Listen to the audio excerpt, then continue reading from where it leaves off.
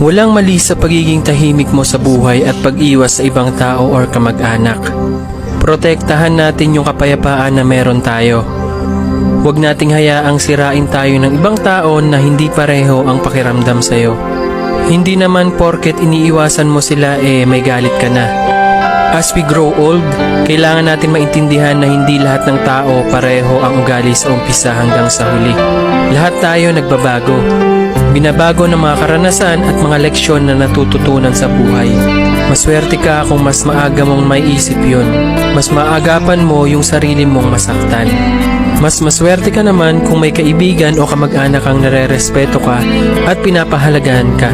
We all need a friend, relatives na kahit anong kakulangan at nakaraan mo, tanggap ka at hindi sinusumbat sa iyo ang iyong mga kakulangan at nakaraan.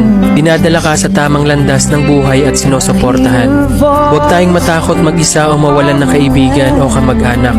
Kasi kung totoo sila sa iyo, kahit hindi mo sabihan, kausapin, kumustahin, hindi kay iwan.